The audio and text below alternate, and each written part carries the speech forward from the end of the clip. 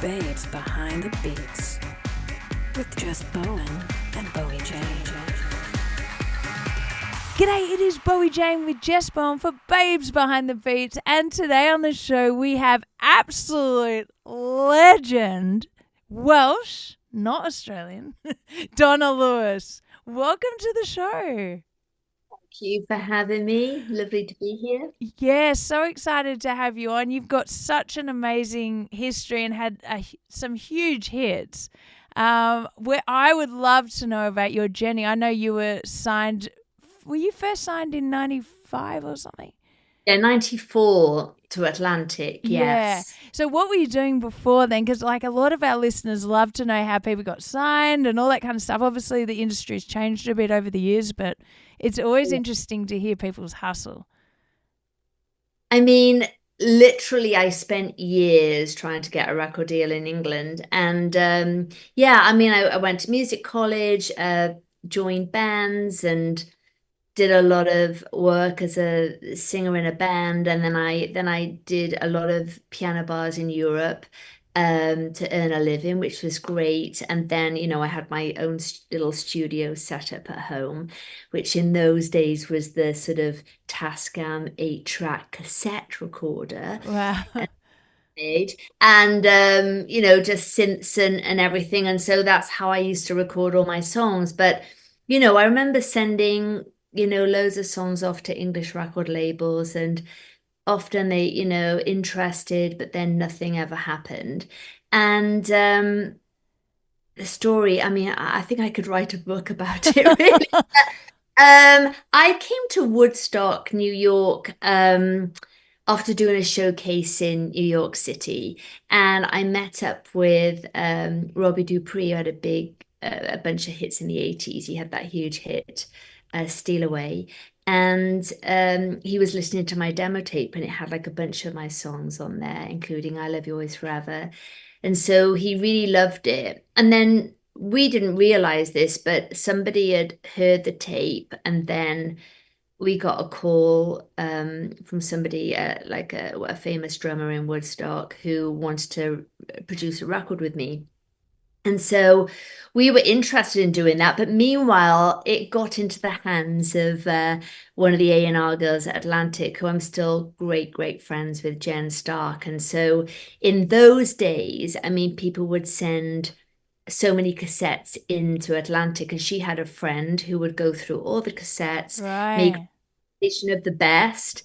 And so months and months later, she was on a train, and I Love You Always Forever, my demo, came on, and she just kept rewinding it and went back to the office and played it to Jason Flom at Atlantic. And he said, "Oh, yeah, well, let's get her over here." So after like 10 years of trying to get a deal in England, I had a phone call to say, "We're going to fly you to meet Doug Morris. We'd like you to play for him."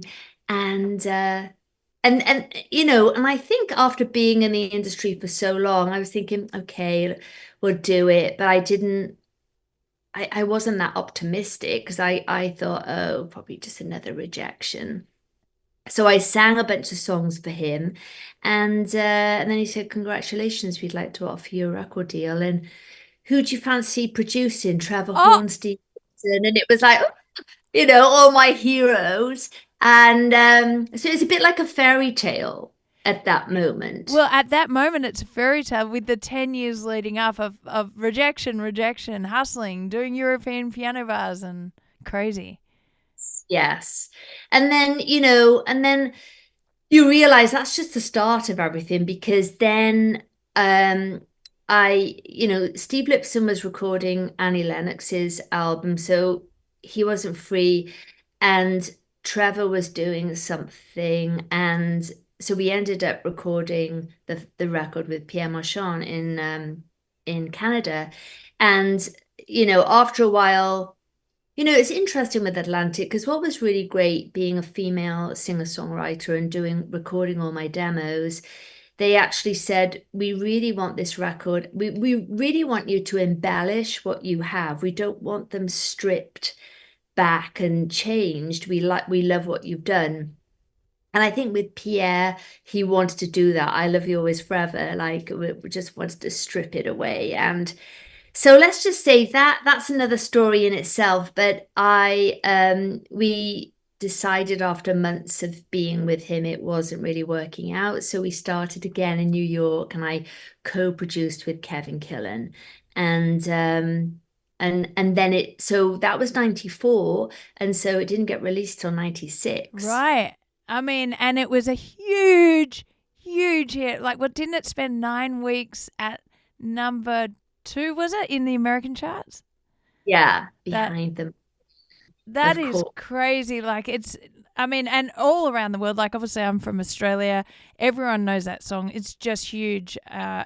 So the original demo, was that on guitar or piano or something, or? So it was, to be honest, if you heard the original demo, it's very identical. Wow. And the interesting story behind it, and I think this is normal for producers, they want to like find something different to give the demo like a leg up in a way. So working with Kevin, I remember my whole demo was very similar to what you hear now, but I recorded everything on my Korg M1 keyboard, and everything, the brass organ, like everything, the sequence, everything.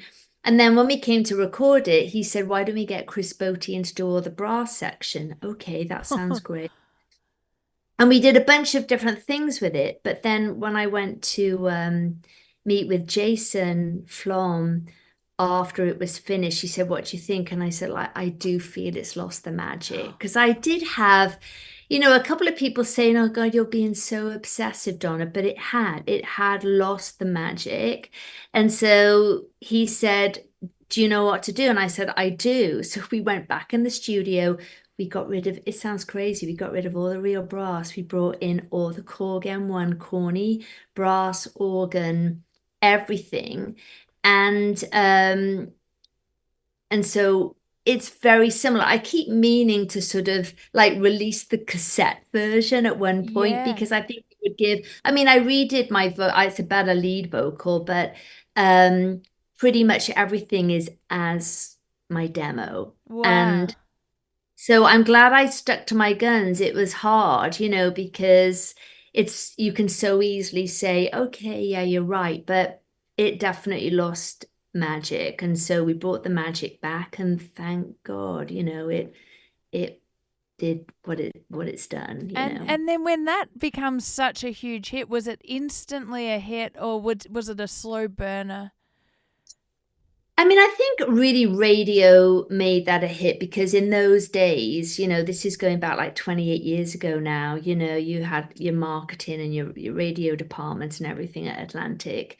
And so when they sent it out to radio, I think I think Tampa in Florida was the first radio station to have like something happen there. And then it just blew up, really. I think it was very much this radio song. And I remember we were here in New York, and I think we had like a map on the wall, and we just kept putting pins in where all the different stations were Cool. adding it. And so it was exciting to see. And I think it was just very much like a big radio song. Wow. So it hit in America first? Yes. Interesting.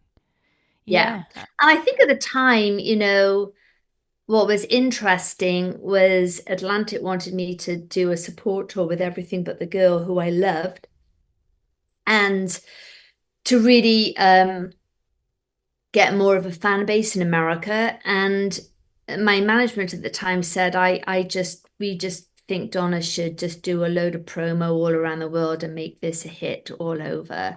And so that's what we did. And I think they were right, because you know what it's like, you being a musician, you sometimes need to go to those countries, and you need to go to the radio stations, and you need to do the TV and stuff like that. And so, it was like a whirlwind of travel for that year. Yeah, I Uh, mean, it's so true. Doing the radio, I've done the press tours around the UK, and it's like, it is so important because they then feel associated with you. They just want to Yeah. play your tune, and the listeners also get to see you in person, and it really works, and there's sort of no substitute for it. Yeah, absolutely. Yeah. Yeah. So then, how did that move into? I mean, what was there a lot of pressure after that to release the next song, or you already had a bulk of songs? It's interesting on that album. I mean, we all thought like, oh, Without Love being the second single is going to do well. And, part of the team at the time wanted to hold off because I Love You Always Forever was still so big. Right. And then other people at the label felt, oh, we should release it. And I think when Without Love was released, I don't know what, maybe it got into like 30 or something in the charts, but it didn't really become a hit like we all thought it would. I mean, it got in the charts in other countries, but it didn't really do it. And I just think, it is hard, like following that song. Yeah. And then on my second record, when I recorded Blue Planet, um, it's such an interesting journey, really, because we released I Could Be the One off that record, which started to do very well at radio, and then they decided to switch it and release Love Him, and we did this dance club hit, this club version of Love Him, which did get to number one on the dance club Billboard charts, but it's so hard. Anyway, and then anyway, we did more with that record. And then after a while, and then we did the Anastasia song with Richard Marx. And then after a while of being with Atlantic, we just felt it wasn't really, going anywhere. So we decided to sort of leave and be independent. Oh, interesting. So, how long were you with Atlantic for then? Oh my gosh. So probably till about 2000. Yeah. When you sign a record deal in those days in 94, it was like a 7 album Yeah, deal. right. So, I mean, and the thing is, it's after a while, I think I didn't really want to leave, but my management was saying, at the end of the day, oh, here's the other thing. A lot of the people that signed me left, don't. Yeah. That's a thing, isn't it? When the people you're dealing with at any company, really, like it could be sponsors or whatever, if they leave, you're in trouble. Yeah. It's almost like you don't have your support network there anymore. And there were so many changes. So we noticed a difference. It was just a lot harder. And in the end, I remember Steve Fagnoli saying, let's just get out and we'll do our own thing. So that's what we did. Wow. And so, what was the independent process for you like? Because obviously, being independent now is probably a lot easier than it was then. But you obviously had a good understanding of the process of releasing. You had management and. Yeah, I did have management and we did like a bunch of different things. But, it's not, I have to say, I kind of wish it was like the old days because it was really nice having people that was their job, the art department, the marketing, the press. And it was amazing. And even though some people might think now, yes, it's great doing this all on your own, but it's really hard. Oh, I know. I mean, it's really hard. And I still feel I'm still not doing a good job on my own. I need to find the right people to work with because I do find the older I've got, I feel I just want to do the stuff that I know I'm really good at. You know, I like Instagram and stuff, but it's just, as you know, it's a lot of learning. Yeah. And I feel I want to enjoy life at the same time. So I'd rather employ somebody that knows this shit, not me struggling to do Oh, it. yeah. And I mean, social media for anyone, unless you're spending a lot of time on it and living and breathing it, to find the next trend, all that stuff, you're better off Yeah. doing what you're doing and having someone who's running socials. Yeah. And I think to be honest, nowadays, I think after my breast cancer thing, I really did like change my way of thinking because after going through that for a whole year, I think you come out of it feeling, you know what, I gotta like get my priorities right here, as you know, being a musician and you love your work, it takes up a lot of time, wonderful time, because we love doing it. However, there's a lot of the stuff linked with it that I just feel I have to, like, I can't be on social media all the time. I have to live my life. I want to walk, I want to eat great, I want to do the things that I want to do. Yeah. So it's changed my way of thinking a lot. It is nearly Christmas, and I love this time of year so much. Basically, the holiday season isn't just around the corner anymore, it is here, and we're all looking for ways to spend and stress less. So that's why I love HelloFresh, because it makes mealtime nearly hassle free with delicious home delivered, chef crafted recipes that come together so quick and are way less expensive than takeout. I just love it because they're easy, customizable recipes, so you can have each meal exactly how you like it, which is different to takeout.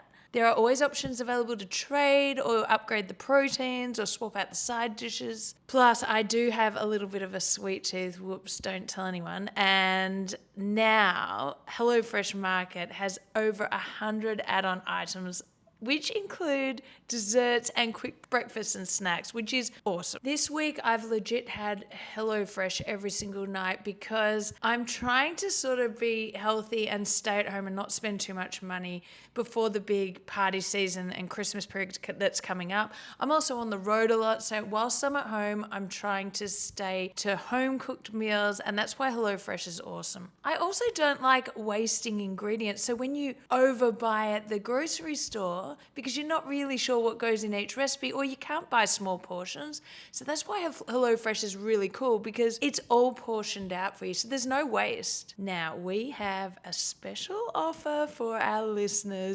Get 10 free meals at hellofresh.com/freebabesbeat. Applied across 7 boxes, new subscribers only, varies by plan. That's 10 free HelloFresh meals. Just go to hellofresh.com/freebabesbeat. That's hellofresh.com/freebabesbeat. America's #1 meal kit. Yeah, so now with your breast cancer, it was around the time of the 25th anniversary. Were you about to go on tour? Is that right? Or Yes. So around the 25th anniversary, we had like a tour, but we had dates in Australia and like, small theaters, and we were going to do this special tour, but then COVID happened. oh, So that was in 2020, wasn't it? So we had to sort of put that to one side. And then 2021, out of the blue, I was diagnosed with breast cancer. And after seeing my oncologist, she said, this is going to be a year out of your life. You are not going to be able to go on tour or do anything like that. So it's a year and that's what you've got to do. And it really was because, with the chemo and the surgery and the radiation and the injections and stuff, it was a year long. And so that's what happened. So we keep thinking, okay, 28 years, maybe we'll do a 30th year. Hang on now. Maybe get another record out after this one and do a 30-year. I mean, the timing is never good, but the timing falling, that was still COVID. So having the year, I know there was a big bounce back with touring, but it was also an absolute shit show touring because people couldn't get buses and they couldn't get venues because everyone was touring at once. So maybe, yes. the 30th is the time, or the 28th.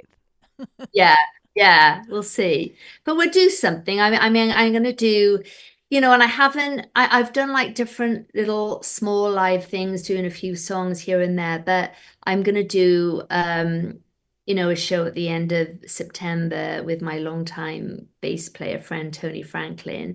And we're going to do a show in Savannah. So we're hoping, that'll lead to sort of more things that we can do, because I kind of like doing some of these things like a stripped down version of songs, which is always nice to do. Yeah, so your stripped down show, is that you on the keys and vocals? And that's it? Maybe a guitarist or something? Or And then Tony is an incredible bass player. We've done so much work years and years ago together.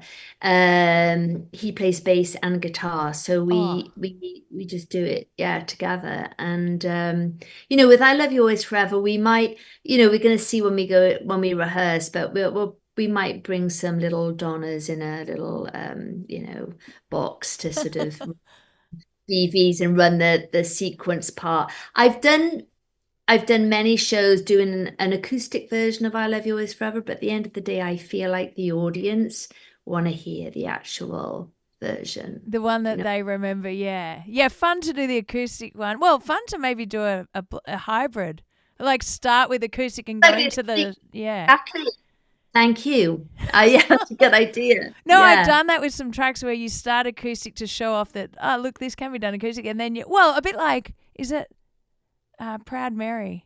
You know, Proud Right. Mary, there's a version where Tina Turner starts slow and it's sort of, and then it goes, big Yes. wheels keep on doing. Yeah, so Yeah. anyway, Yeah. just working out your set, so. Thank you.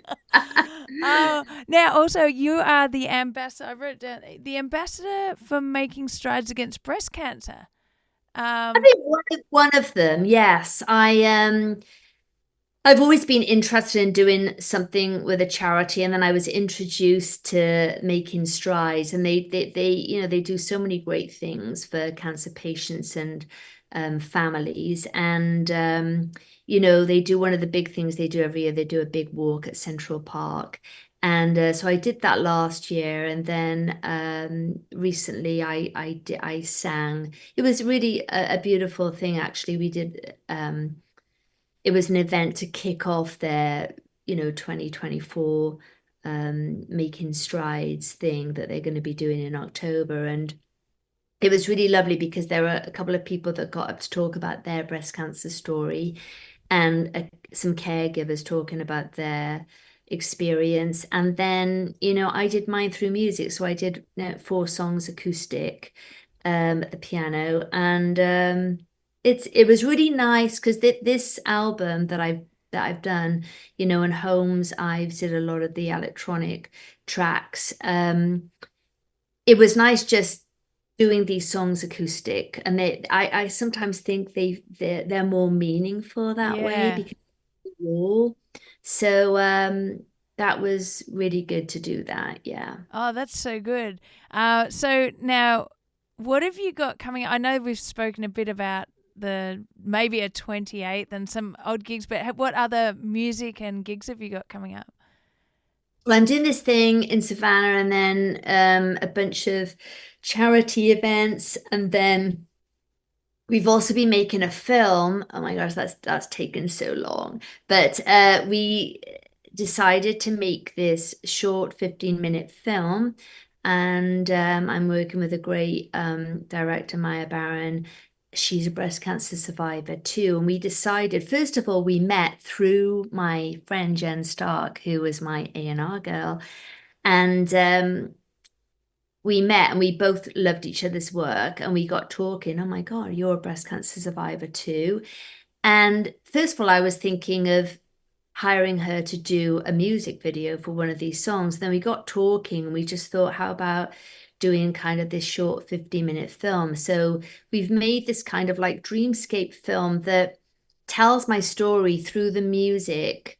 We have this beautiful actress that's with me. And when we shot that, I didn't realize, but I had COVID for the first time. I was so ill, and I had done these COVID tests and I was negative. But that day I was so sick. So Oh, see me in this film, like it really like it's perfect. But anyway, so we're right at the end of that, and then we're sending it off to film festivals. So I really hope some festivals like pick it up because it's very meaningful to us, and um, I think it helps people going through their journey. So that's a yeah. big thing for us. So hopefully we're almost at the end of saying that we're actually finished Yeah, it's a with it. lot of work, the film stuff, isn't it? It's a lot. Yeah. Yes. Well, that's exciting. Well, I can't wait to see that. I've got more stuff that I'm recording, but I don't know whether you feel the same, but I love winters because Yeah. it's my time to sort of like, just focus in on writing new music. Well, that's why I said I've done some songwriting in Sweden, which you might have as well, but I found they've got all these songwriting rooms down underneath because they don't have sunlight for half the year. And I feel like that's perfect that's the time to do music, winter. It's so perfect. I spent a lot of time in Sweden. I remember, the summers are amazing because it's light all day and night. But winters, yeah. Yeah, and they pump out those pop tracks there, so Yeah, it's yeah. brilliant. Yeah, that's right. Well, gosh, thank you so much for coming and chatting and such a fascinating journey. You've had such a successful career. And please, I want to know when you're playing in LA. I'm definitely coming, so Hopefully that would be great. Yes, we'll keep in touch. yeah, Definitely. awesome. Same for you if you're playing in New York, you have to let me know. Oh, yes, definitely. All right. Well, thank you so much. And everyone, if you can follow on the socials, we are Babes Behind the Beats on all platforms.